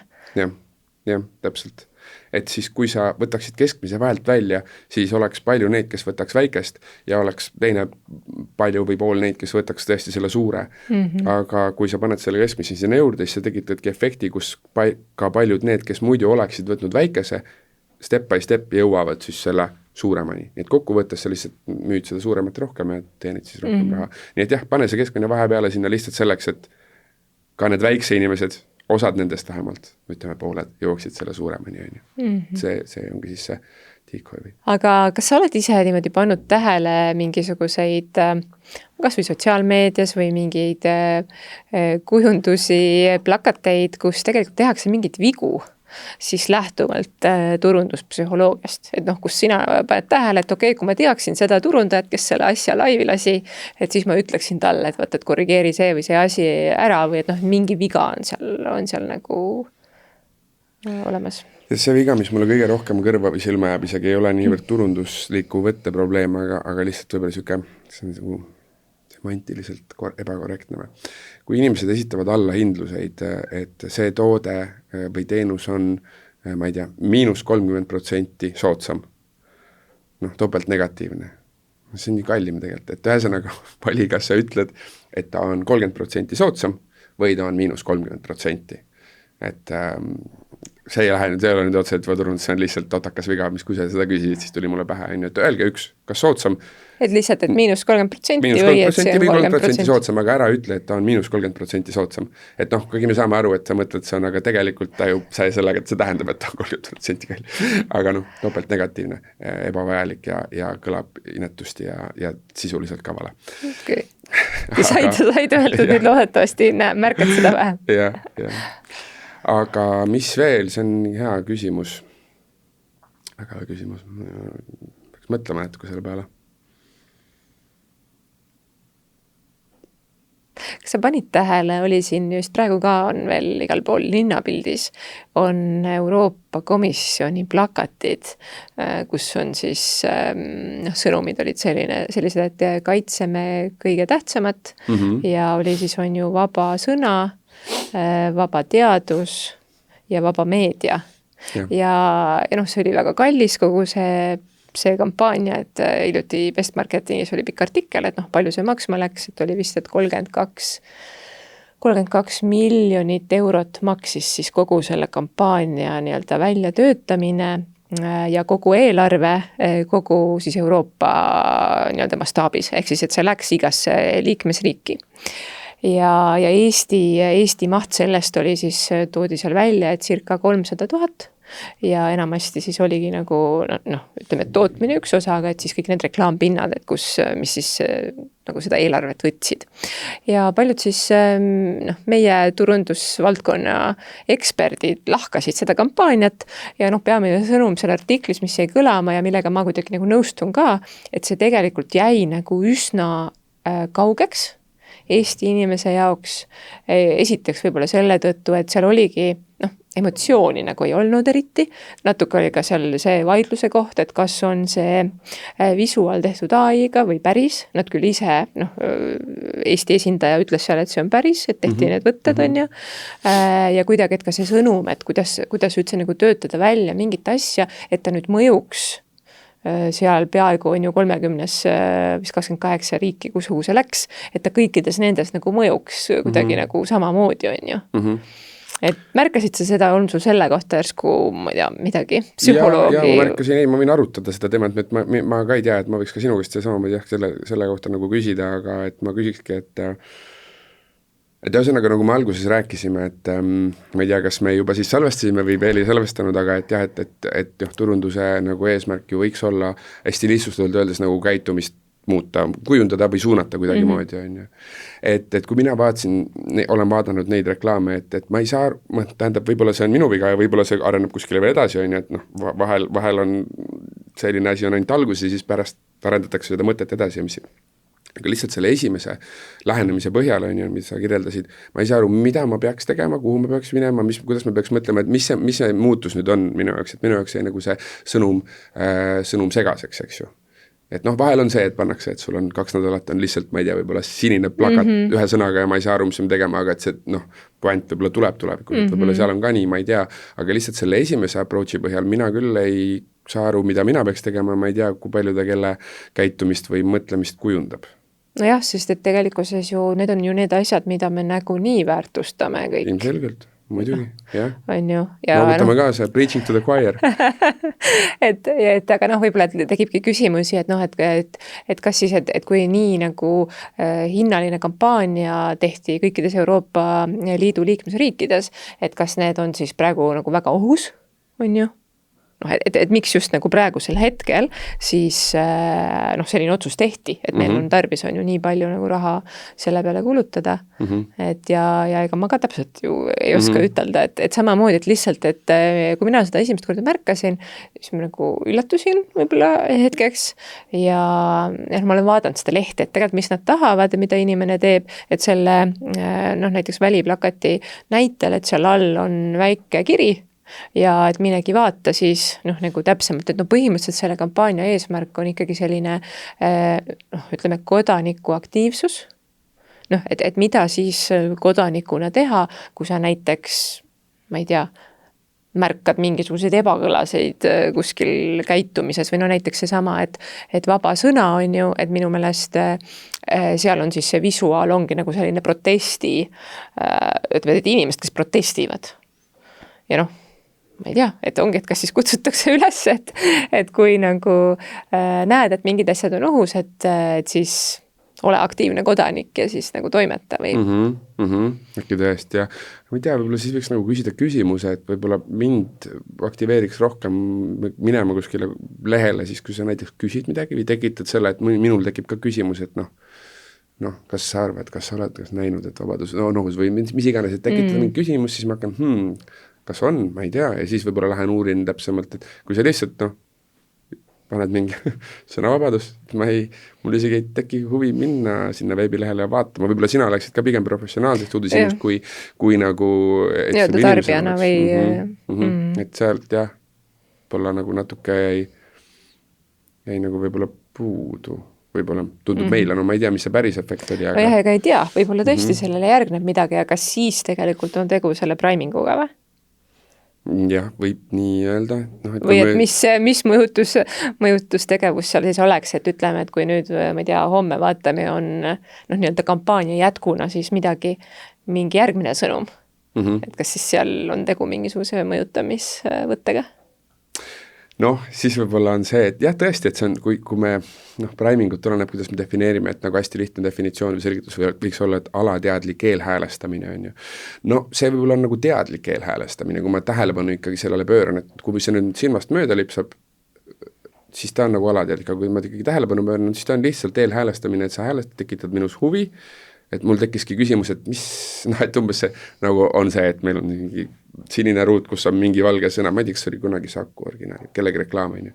Mis kuradi asi see on, on ju, et mis see on, mis see tähendab, mis ma selle infoga peale hakkan. Ja siis paari nädala pärast tuleb see puant, on ju, et siis et tekitad küsimuse või huvi, et kui see oli nende mõte, siis see võib-olla nagu toimis. Aga me ei tea, jah. Aga siis jah, ta on nagu eelhäälestamine või huvi tekitamine, et nagu primingu sarnane küll, jah. Aga mis sa ütleksid, et mis on võib-olla, me oleme siin rääkinud väga palju erinevatest sellistest näidetest, aga et kui sa peaksid välja tooma ühe või ma ei tea, ühe mõtte või mingisuguse sellise millest siis juhinduda turundajana, et mis võiks olla kõige olulisem turunduspsühholoogi kontekstis?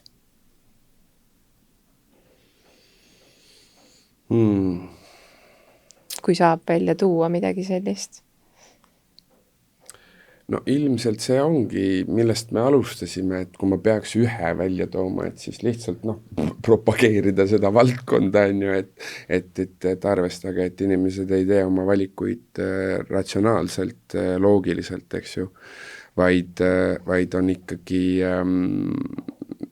põhinevad oma valikutel, nagu sa enne ütlesid, emotsioonidel ja ka muudel mõjutajatel.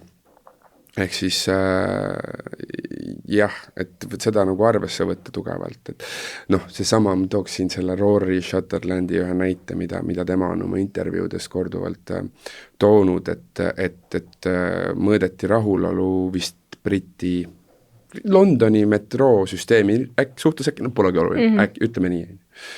Ja oluline oli, et nagu kas inimesed on rahul ja kuidas seda rahulolu tõsta, ja kui inimestelt küsiti, siis mis nad ikka, et kuidas sul rahulolu on, ühistransport on, et tahaks kiiremini jõuda punktist A punkti B ja ühistransporti, et neid võiks ju rohkem olla, sagedamini, tihedamalt käia, muidugi, ja täpsemad olla, mugavam võiks olla seal, istmed parem, kõik sellised.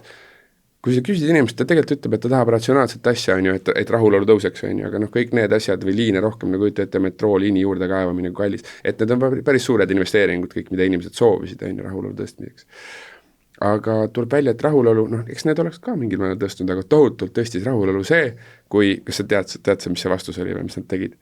Nad nagu Eesti juba kasutatakse, aga nad vist olid tol hetkel esimeste seas, et panid lihtsalt tahvli sinna ülesse, et mitme minuti pärast väljub järgmine metroorong. Et sul on 3 minutit aega või sul on 7 minutit aega või sul on 11 minutit aega, on ju. Siis kui mul 11 minutit aega, siis okei, ma tean, et palju mul on, ma võin siin seista või lähen võtan, ostan sealt, ütleme R-kioskist endale ühe vee, jalutan tagasi või kohvi. Et lihtsalt aga see on ju see sama, millega me määramatuse vähendamine, et see on määramatuse vähendamine, et ma tean, millal ta täpselt jõuab, on ju, kui kaugel ta on, et just see on nagu see, ehk siis see ei ole loogiliselt, ratsionaalselt, sa jõuad koju ikkagi samal ajal. see ei anna sulle tegelikult justkui ju mitte midagi juurde, aga näed, inimeste rahulolu tõstis tohutult palju, on ju. Ehk siis jah, et ära eelda, et inimesed on mõistlikud, vaid tegelikult jah. Ja selle sama näite juurde lihtsalt üks näide veel, jällegi see ei pärine minult, aga praegu meenus sinu näitega, et tegelikult, et miks siis näiteks Bolt ja Uber nagu nii kiiresti on ju kliente juurde said, et nad tegelikult saidki sellest aru, et inimese jaoks nagu see vana viis, seal oli muid asju ka, aga ikkagi, et üks asi selle vana viisi juures oligi see, et öeldi, kui sa veel mäletad, on ju, ja võib-olla vaatajad või kuulajad, et kes on natuke vanemad, et ka mäletavad, et oligi see, et et takso tuleb. Või et takso tuleb on ju 10 minuti pärast, aga tegelikult sa ei teadnud, kas ta tuleb 10 minuti pärast. Ja Tallinnas vist öeldi, et millal tuleb, aga minu Tartu case oli alati see, et jah, takso tuleb teile. Ja siis sa kunagi ei teadnud. Ehk siis ka see määramatus ja ühesõnaga, et siis Bolti ja Uberi puhul, kus ma saan äppi teha lahti, ma näen, kus kohas see auto on, et isegi kui ma seda tellisin, näitab 5 minutit, aga ma näen, et ta on kuskil ummikus, on ju. Et siis ma võin olla natukene pahanes, mul on, ma ei tea, aja peale minek kuskile, aga ikkagi, et seda määramatust on seal vähem ja sellepärast näiteks need nii-öelda tõstsid siis selle taksoteenuse hoopis järgmisele tasemele. Ja rahulolu ja see kasutajakogemus, et on tõesti väga palju meeldiv kogemus, et ma ei muretsema, et millal ma õue lähen, kas ma lähen, millal ta nüüd tuleb, on ju, ja kõik see. Kuigi koju võib-olla ma joon ikkagi sama ajaga. On ju, jällegi, et ebaratsionaalne ting. Meie saateaeg hakkab siin või märkamatult jõudma lõpuni. Et kas on midagi veel sellist, mis sa tunned, et praegult oleks hea kuulajate, vaatajatega jagada või et mis nagu oli?